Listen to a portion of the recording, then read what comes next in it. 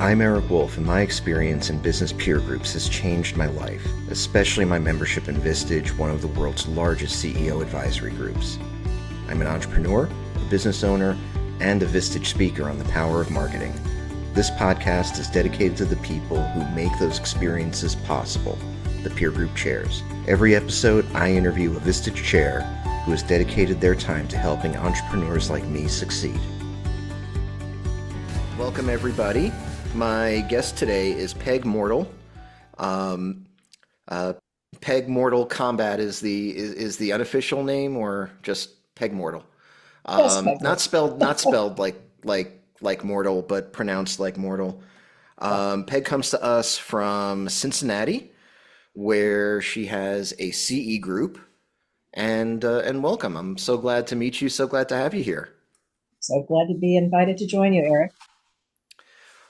One of the things that I always sort of start with is asking what brought you to being a Vistage chair?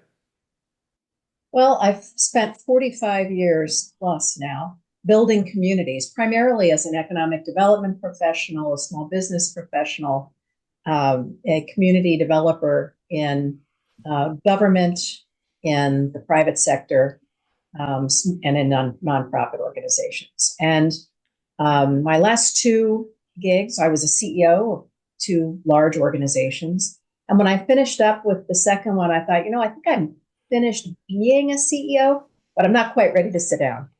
And as a professional community builder, the idea of building a community of CEOs who support one another, help one another grow, was really appealing to me. And I've done some individual coaching as well, which I also enjoy. But the idea of building a group just fit with my soul. And something that I just feel like I have to ask, because I saw the economic development background in your bio, and I said, wow, that's really interesting.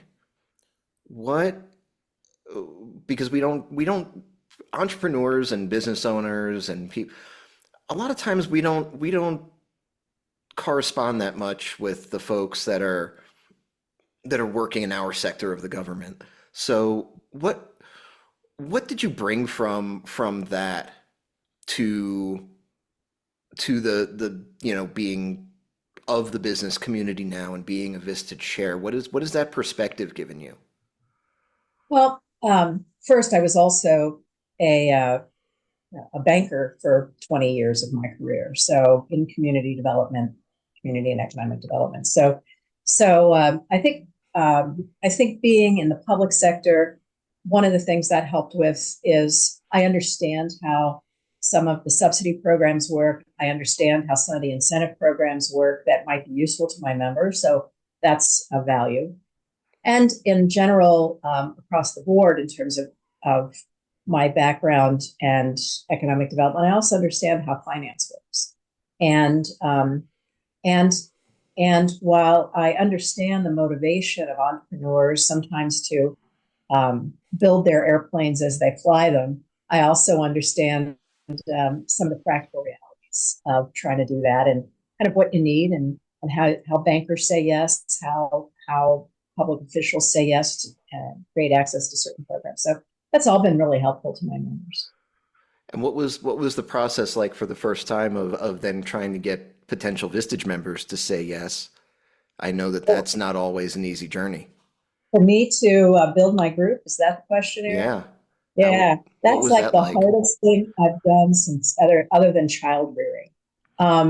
It's a challenge, and I was arrogant at the beginning because I knew so many people in the business community and so many people I thought would be terrific Vistage members, and so I took it for granted that it would be a fairly easy task for me just because I know a lot of people. I was wrong. I do know a lot of people, but two things. One is finding people at the right stage of their development as business owners who are ready to make an investment of time and resource into growing their businesses and growing their own professional development, and to those who are at a place where they recognize the value of that. And I guess three, putting the right people together to make a group that bonds has been more challenging. And it's been a great journey. I mean, I've really liked it a lot, but it was hard work to launch. I'm sure it was, and a lot of people say that starting that group is really one of the hardest things that you do. It's quite a gauntlet to run, and to accomplish it and get out of the gate is a real achievement. But then, how was it for you then making that transition from, okay, we've run the gauntlet, we can launch the group. How, what was the process like for you to then sort of settle into the rhythm of being a chair for the first time? Well, that's a great question, Eric. As my group was forming, as it was building, before it got to the point where it was officially launched, they'd like it to launch with 8. I started building members, and I started working with them informally, and and doing individual coaching, beginning to have some partial day meetings so that they could begin to meet one another. And that was really, I could see right away that things were going to be going well.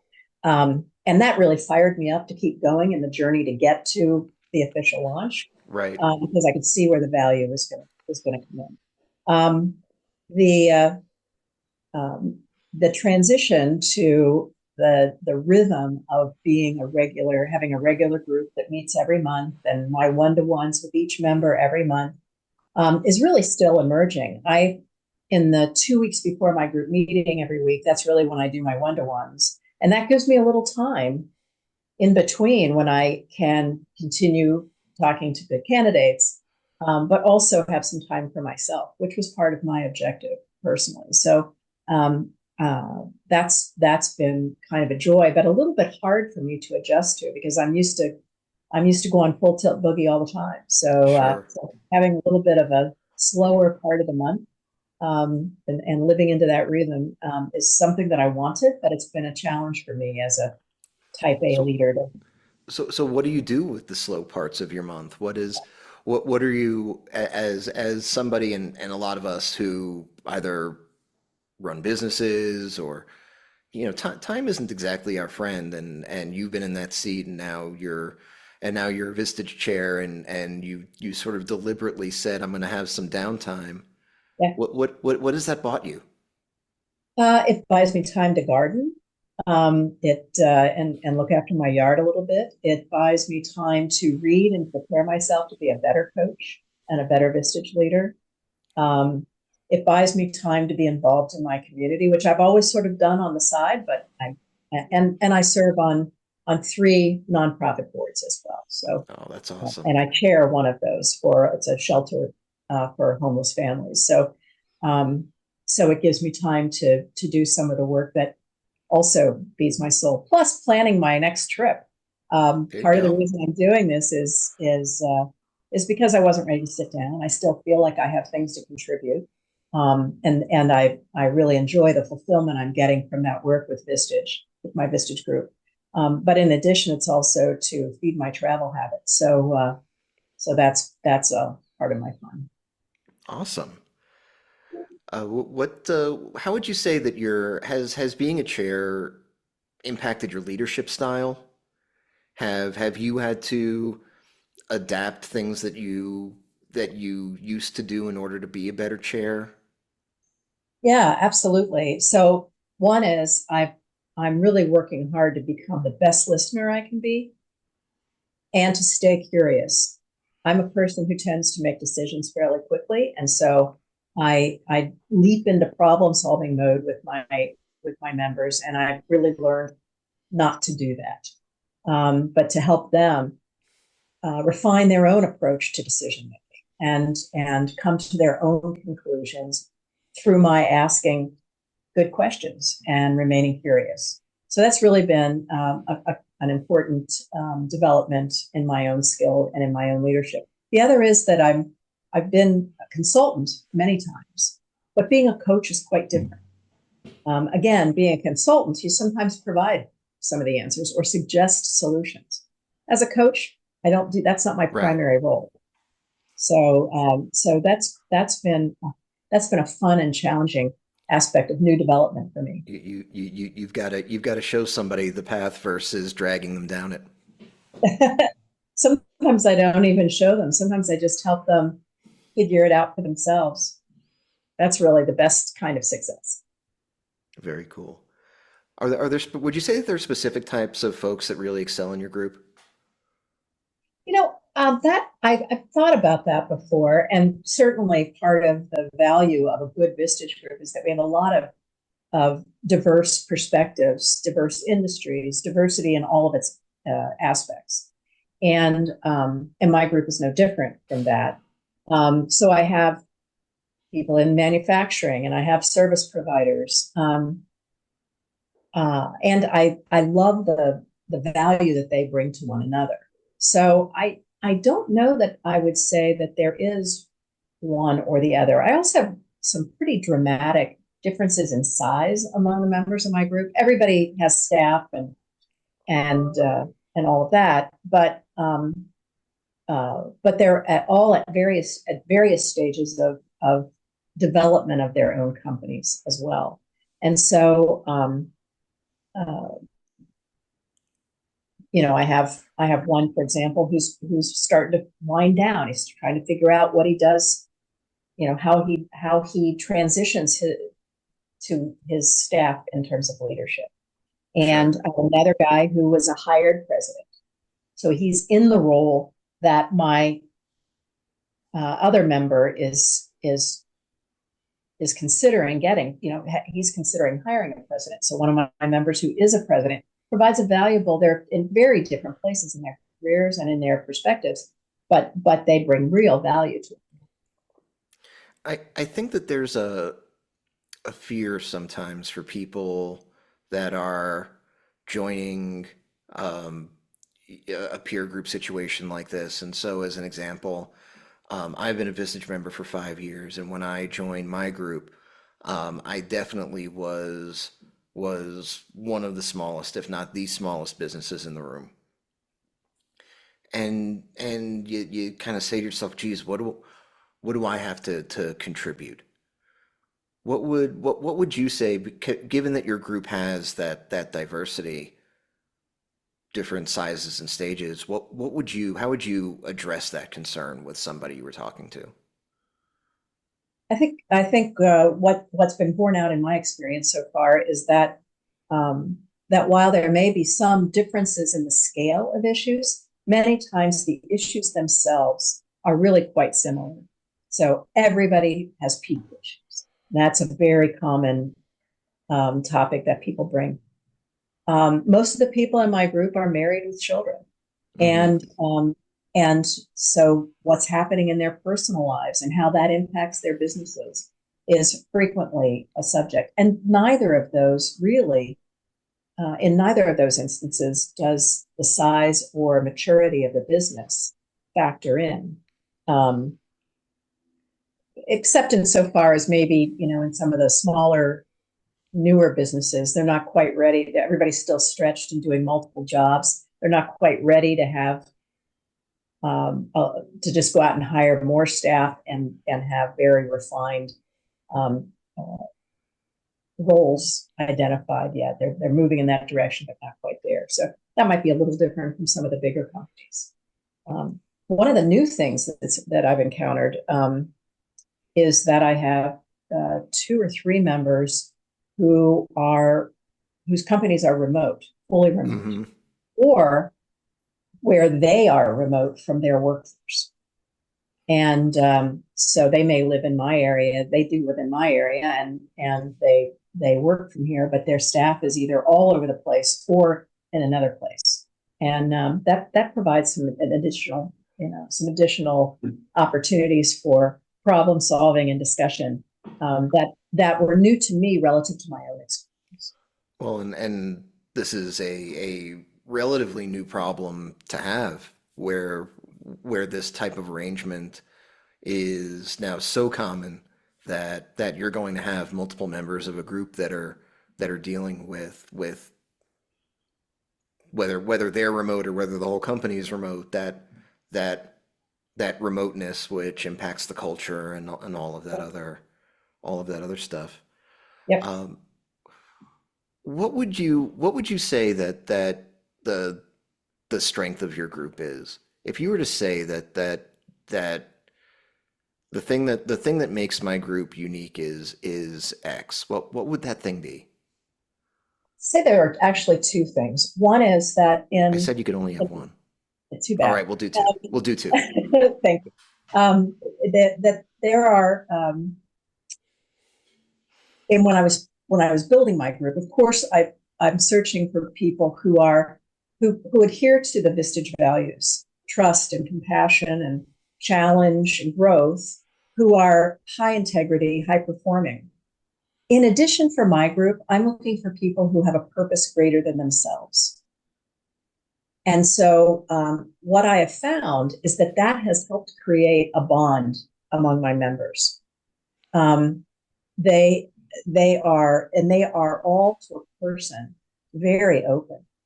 Um, uh, there is nobody that I feel like has an area of their lives that they don't want anybody to know about. And so, and I don't know whether it's that values, kind of openness, that to be open to being committed to something more than themselves, or whether it's just who they are, whatever that is, it's created a kind of sauce in our group. So, The thing about having um the the the the goal that's bigger than they are. What does that look like when you're talking to somebody? How does that play out? well, um, all of my members, interestingly, three of my members now are people who have run companies or do run companies and took a step away to be an executive in a nonprofit and then came back to their business or then created their business. Or they serve as leaders on boards.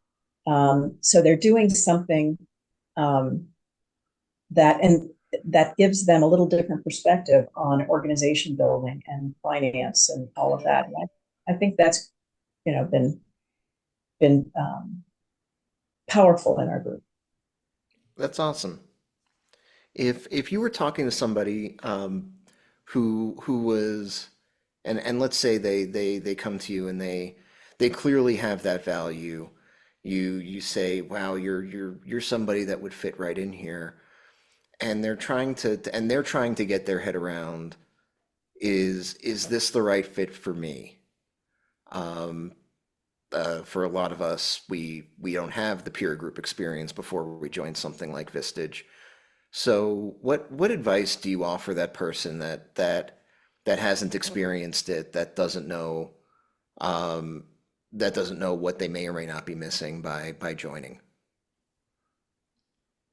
I don't know that there's one magic message. Um, there are. I think that there are a couple of yeah. I think I would stick with. I think that there's really not one magic message. I do describe that as a part of the values of the people that I'm looking for in my group, and I say it straight out. And usually, when I'm meeting with a candidate, by then I've had a chance. I've already, looked at their resume or their LinkedIn profiles, that sort of thing. In some cases, they're people I know, or they've been introduced to me by others, and so I already have a sense of where they fit in that spectrum, in that part of the spectrum for me. And so I might describe to them others in the group that I think would have a similar perspective or might have a similar experience, or something that resonates for them. Um, I'm very open, and my group has been very open to have me talk about who they are and what they do. Um, and so I might share something like that to help them think about, oh, this is a place where I'd be comfortable. Um, what's an example of some good advice that your group members have actually given to you? That's a great question. Um, I have several serial entrepreneurs in my group, and they're not all people who succeeded every time. Right. And so I think the advice that I've heard from them and uh, that I take seriously is to be a risk taker. and to risk failure. I'm, I was the kid who always raised my hand at the front of the class, and if I didn't get an A on everything, that was a problem. So the fact that folks, when I see and talk with my members who have put everything on the line for their business, and they are just they're all in, and they're taking a big jump, I am so humbled by their courage. That's been a great learning for me. I love that, by the way. That's awesome. What's the best way for if folks have questions about Vistage, about your group? I understand that you also do consulting work and things like that outside of Vistage. What's the best way for folks to get in touch with you? Oh, my email as at peg.moertl@vistagechair.com is always a good way to reach me. And that's Moertl, Mortal. That's correct. So it's peg.moertl@vistagechair.com. Also feel free to check out my LinkedIn profile and reach out to me through LinkedIn. It's always a good thing to do too. That way you have an idea who you're talking to. Thank you so much for talking to me. I really enjoyed it. Thank you, Eric, and I appreciate the opportunity.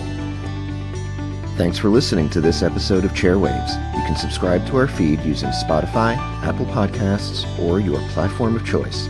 You can also visit chairwaves.com for more information. Chair Waves is hosted and produced by me, Eric Wolf, and to connect with me, you can visit my website at ewolf.live. That's EWOLF.live. And a disclaimer, while I love Vistage and CEO peer groups, this podcast is not owned by or affiliated with Vistage or any other peer organization. Thanks for listening.